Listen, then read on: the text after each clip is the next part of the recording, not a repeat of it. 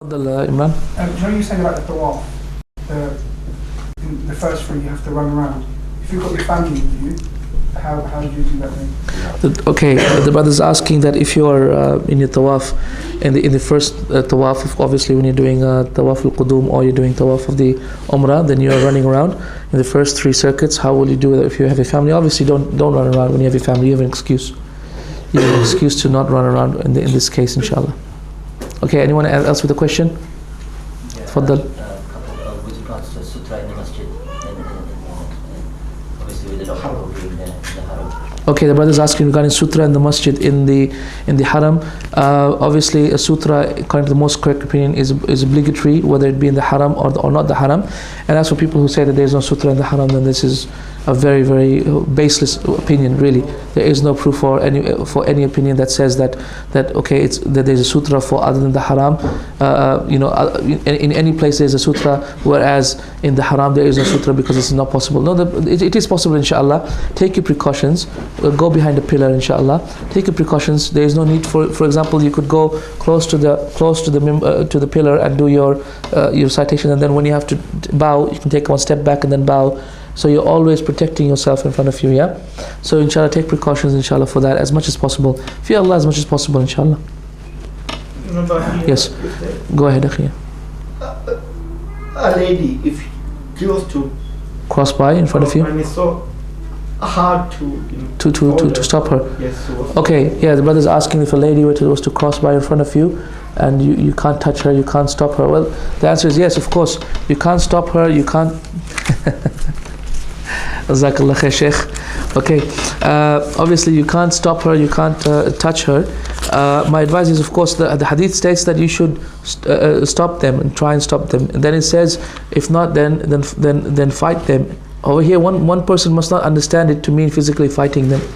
Okay, because it's not permissible to fight a Muslim, is it? It's not permissible to fight. So what Rasul means by that is basically stopping them with force. This is as far as you can do. If they still continue on, then this is beyond your control, and your salah is still correct, because it is these people who are sinful, and you did your best, you tried your best, and so you're not obliged, because they are the ones who are rushing forth and not listening and not trying to look after people's sutra. Okay, so in this case, my advice is, if you wish to be fearful of Allah subhanahu wa ta'ala, you may try and repeat the prayer if you want. But my advice is just to take precautions, inshallah, so that doesn't happen. Don't pray in the women's section, for example. Pray in the men's section. Let me take... Chill, brother. Let me take a question from the sisters. It says here, while in ihram, are women allowed to wear the face veil when men are around, or is the face veil totally prohibited? Please explain in detail. Okay, the face veil, and this is something which people don't understand. The face veil, which is the niqab, and which is a niqab that is a covering of the face with a slit open for the eyes, this is not permitted to wear in Hajj. It is not permitted for you to wear this in Hajj, just like also you're not allowed to wear the face mask, which is the mask for the the dust guard, as we call it, right? The dust guard as well, because it also covers part of the face. You are not allowed to cover your face at all whilst you are awake, or whilst you are sleeping, or you are awake in the state of ihram. For the man and for the women. Okay, for the man and for the women, they are not allowed to cover their face. So if the woman is wearing the hijab, she wears the hijab, the scarf around her face, all around, making sure that the face is open and visible. If she wants, when the men are there, when the men is coming, she may try and cover her face up with her hands, for example, or she may cover her face up with her hands, or she may cover her face with her clothing, for example, or she may just throw a towel on top of her face, for example. Okay, another piece of clothing, or as a way in which the women in Saudi do it, they actually, before they even tie the towel around their face, okay, which is their top, what is that called? The top scarf. Before they even tie the top scarf, they actually put a piece of clothing there, and then tie the scarf tightly, so that they actually hold the piece of clothing tightly, isn't it, guys? And then therefore, whenever the men come, whenever the men are not there, lift it up, open, and whenever the men are there, just put it on top of their face. Okay? Sorry, no, it must not have any slits on that thing, because then it becomes like a burqa, it becomes like a niqab. And this is against the legislations of the Sharia as far as the face is concerned for the women in ihram. Must not be done. And if the woman still persists on doing that because she's just wants to fear Allah subhanallah, and then there is a fidya due upon her. There is a sacrifice due upon her, or of course, as we remember what we said, either a sacrifice or what is it? Feeding 6 poor people or fasting 3 days. Thank you. Okay, it says here, how much hair is a woman supposed to cut off? You cut off about 1 to 2 centimeters of hair. 1 to 2 centimeters, which is about, the amount of your finger, small finger. Okay. How much hair is a woman supposed to cut off? Are you supposed to cut off 2 centimeters or a strand of hair, or the whole amount of hair? No, the whole amount. You just take the whole hair, gather all the hair as you can in a bundle, and then just cut off. Are women allowed to remove the face veil while she is with other women? Yes, she is. Not just is she allowed to, she must. Because the face veil, of course, when we're talking about the face veil, we're not talking about the niqab. Please remember, we're not talking about the niqab, we're talking about just a piece of clothing, just a piece of opaque clothing. Must she take it off while she's with other women? The answer is yes. Or is she prohibited from removing it at all times? No. She must remove it whenever she is able to. There's no men there, and other times she can put it down when the men are there. So you only put it down when you fear other men will look at you. Okay, if a woman has hair braids, must she open her hair before making ghusl? The answer is that it is not obligatory when you have long amounts of hair to actually open up the braids, but it is advisable so that you can try and get hair to the bottom of your scalp if possible. But when you have long hair, it is not obligatory for you to open up your braids, everything, and make sure all the hair is wet, because the hair is not truly part of your body. It is munfasil. It is detached from your body because it has no hayat, has no life, just like the nail, and that is why it has the hukum of munfasil. It has the hukum of being something that is detached from your body, and that is why whilst even in ghusl it is not obligatory to wet all the hair. Rather, you wet the scalp, and if there is long hair, if the woman has long hair, it is not obligatory to wet it all in ghusl. Remember that, okay? Because it is munfasil, it is detached from your body. Okay, guys, this is an important point. Okay, brothers, questions. Tafaddal akhi, you had a question. Go ahead. With regards to ihram, you're not meant to have it scented beforehand in any way. It should be as plain as possible. Yes, the brother is saying that with respect to the ihram, the men must not have it scented at all in any way. No, the men or the women must not have it scented in any way. So please, if the woman is going to wear a ihram or a piece of clothing, which is going to be her ihram clothing basically, in which she will be doing a Hajj and Umrah, then she must not wash it in any perfume soaps, okay, or perfume detergents, nothing at all. Get a non-perfume detergent to wash those clothes if you need to wash them. Okay. However, of course, when you have perfume on your body, then you'll be wearing the clothes. Of course, the perfume on your body will rub off onto the clothes, and that is fine, inshallah. But not the other way around, in which you already have perfume on the clothes. As well, remember, brothers, when you put perfume on your body, don't put, as people do as well, they put perfume on their ihram as well, to perfume the body and also the ihram. No, this is not permissible. It is only on the body only. Allah knows best. Yes, any questions? Just follow up from that. If something's already been washed, I say my ihram's already been washed. Yes, okay, the question is if you have already been washed and it's still perfumed. If it has already been washed, before you wear the ihram on, just make sure that the perfume has left. If the perfume hasn't left, then you must not wear that ihram. Okay? It's clear, inshallah. Any questions from here? Tfaddal akhi. About Ramil Jamarat, how many stones do we have to throw? Yeah, Ramil Jamarat, every Jamarat is 7 stones. At every stoning you throw 7 stones. Please say Bismillah Allahu Akbar or Allahu Akbar, and every throw you throw 1 stone.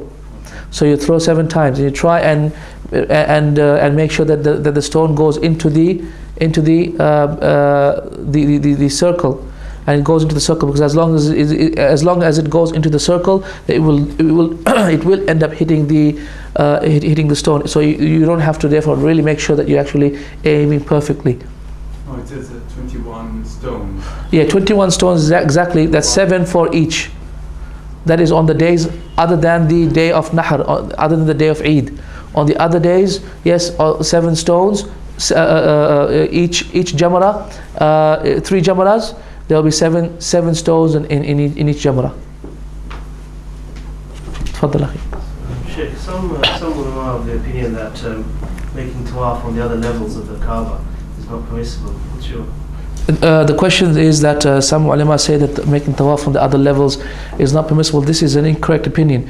The reason why it is an incorrect opinion is because the qaida in Islam, the general principle in Islam, says that anyone who owns the earth owns the sky above it as well. This is the general principle in Islam. That is why if the ground is something which is, so therefore the sky above the ground takes the hukum of the ground. So therefore the sky above the Kaaba takes the hukum of the Kaaba, and the sky above the and the space above the sky and space above the haram takes the hukum of the haram as well, and the sky and space above the graveyard takes the hukum of the graveyard as well. Okay, so can someone say, for example, there's a graveyard on the bottom floor, I'm praying on the 10th floor, can I pray on it? Answer is what? No, why? Because it takes the same hukum. Beautiful. Okay? Clear. Okay. تفضل أخي. With regards to, when you're in ihram, and say for example you've got an itch, and because of that itch some hair. Yes, if you have an itch and because of the itch hair falls out, then that is of course nothing wrong with it. And of course when you put your hand through your beard and hair comes out, then that is already dead hair. It is not that you're actually physically pulling the hair off. No, if you were to physically pull the hair off, then that would break your that is what would make a fidya obligatory on you. But obviously you're just putting your hands through your beard and the hair comes out, then that is already dead hair. Nothing on you if you do that. تفضل أخي. What about, if you wear money belts and then if you have... Yes, Jazakallah khair. Money belts is fine. There's nothing wrong with it because it doesn't describe your body. It's just a small belt that you wear on your hand. You can even wear, these hajjis these days, mashallah. You can even wear your slacks, your bags. You know those school bags? Yeah, that's fine. What do you call them? Rucksacks. Rucksacks. Okay. The brother has a very strong accent. Rucksacks, you can wear those as well, not a problem. Or you can carry your bags on your shoulders, or you can wear the belt around your stomach. That is not a problem, inshallah. Okay, I just wanted to describe the shoes, and many people don't understand the shoes. The shoes is an important point. If you can imagine my feet, okay, this is my feet. Okay, this is my legs and this is my feet. You can wear anything that comes up to the ankles. Anything above the ankles you must cut off. It is better for you to cut off actually, even though my opinion is that it is permissible, but really try and cut it off. This is the majority of ulama have this opinion that you should cut off anything above the ankles. Okay, so what type of footwear should you wear? You can wear sandals, you can wear shoes as long as they are below and cut off at the ankle point, then this is permissible. Some ulama are of the opinion that you have to have your front part bare. This has no basis for it. This has no basis for it, and this is incorrect opinion. Rather, you can wear even things that cover up your front of your feet as well, top of your feet as well. Okay, brothers? This is clear, inshallah. Tfaddal. With regards to wearing watches, glasses and sunglasses. Okay, as far as wearing glasses and sunglasses, then that's fine, inshallah. That's protection for the eyes, and this is permissible, inshallah. But as far as watches, sunglasses, and what else? And normal glasses, and these are all fine, inshallah. You can also wear watches because these are things that do not describe your body, inshallah. Also, you can wear if you have a bandage or you have a broken arm, you can have plastered hands and all that. This is nothing wrong with all of that, inshallah. This is all fine in your ihram. تفضل أخي. Is there any sisters have any questions? I'm sure they will have questions, and if the sisters have questions which pertain to their specific matters, such as periods and this and that, then I can answer that, inshallah. If they want me to answer that privately, I can answer that as well. In a few minutes I will come down, inshallah, and if they have questions, just please let us know. I can just stand at the door and answer their private questions, inshallah. Yes, Akhi. One of the issues, when you go to Hajj or Umrah, is the issue of the beggars. The beggars. The beggars, the fact that the nuisance that it can be. If you Yes. do give 1 riyal to one beggar, you get another maybe 10, 15 around you as well. You mentioned about if a beggar comes to you and he asks you some money, you should give him something. Right? Yes. But what if you see them lined up? Okay, But Jazakallah khair. The principle in Islam. Okay, they don't actually ask you. Yeah. No, if But you see actually. them there. If they actually end up looking at you and you actually end up hearing their plea for it, answer it, akhi. I mean, subhanAllah, sadaqah to a rich person is permissible, isn't it? Yes or no? We can give gifts to a king, can't we? Do we get ajr for it? Yes, alhamdulillah. I know, jazakallah khair. Mentality of professional beggars, I know they earn 8,000 riyals an hour, and mashallah, they're very, very rich, and etc. etc. This is the gold mine, Hajj time. We have in the West. And the mentality as well that we have is that, wallahi, you know what? I can't answer this question. I cannot answer this question except by saying that please just give it. And but of course, if you are in danger of being swarmed by them, then of course, preserving your life is a goal and purpose of Sharia. Then don't be swarmed by them, inshallah. But like I said, give one, run away from them, okay? But give one and then go away, inshallah. And this way you will not be saying no to them, and the same way you're preserving your life as well. Inshallah. Anyone else have a question here? Mafi? As'ila? Tfaddal. One other thing that a lot of Hajis seem to worry that come in the shop here downstairs is that they buy Qurbani vouchers, but they worry about the sequence that you don't know which day your Qurbani will be. Yes, Jazakallah khair. Thank you for that. The uncle was mentioning that some Hujjaj worry about the sequence in which the slaughtering will be done. They just buy the coupon, and then they don't know which way. Of course, as you know, the ulama have different madhahibs, different opinions. The Hanafi madhab obviously says you have to do things in tartib, in its proper sequence, and they are the ones who actually insist on trying to know which day the sacrifice will be done. And so my advice to them is truly that this is that really the authentic hadith show that really after you do the last Jamarat, after you do your first Jamarat, which is on the 10th day, you are out of Ihram. Really, this is what I advise them with. And as for those who insist on trying to find out the day, then this is nearly impossible, because they don't even write your name down. They don't even say which day you're going to be doing it, isn't it, akhi? Yeah, subhanAllah, I don't know what they want to do. They don't even, and trust me, even those private contractors as well, trust me, they are even the same. They are even worse sometimes. They just all hurry up and kill sheep. I've seen, subhanAllah, when I was there about 6 years ago, the first time I went there to the slaughterhouse, they were even, subhanAllah, these people, just to show you how sometimes even they have very little knowledge, they were putting 2 or 3 sheep on top of each other and slaughtering one go. Subhanallah. And anyway, Allah musta'an. What can you say? Father, welcome salam. You were saying when you go for the Tawaf, you don't have to do the Tahiyyatul Masjid, you just go for the Tawaf straight away. But now during your stay there, every time you go in the Masjid Haram, yes, you don't have to do Tahiyyatul Masjid at all? Jazakallah khair. Okay. Whenever the brother is asking that, I mentioned that when we do Tawaf, we don't do our Tahiyyatul Masjid. My answer to you is that Tawaf is a Tahiyyatul Masjid. So whenever you want to do Tawaf, you don't start off with the Tahiyyatul Masjid. But whenever you go to the mosque just for anything, just to visit the mosque, or just to drink the Zamzam water, or just to pray for any prayer, then you can pray your Tahiyyatul Masjid, inshallah. So any time that you might go to the mosque for Tawaf, then you don't pray Tahiyyatul Masjid, inshallah. Fadal akhi. I don't know if anybody asked this question or not. Is about the Qurbani. As we community Muslim living in this country, if we give money for the Qurbani, say Palestine or Fallujah or Iraq, or yes, do we have to slaughter here or? Yes, the brother is asking the question that if we give our Qurbani for those people who are not doing not doing Hajj, do we have to give if we give our Qurbani to elsewhere in any other Muslim country, do we have to give it here? No, the answer is no. It is only one Qurbani due upon you, and that is from the head of the house.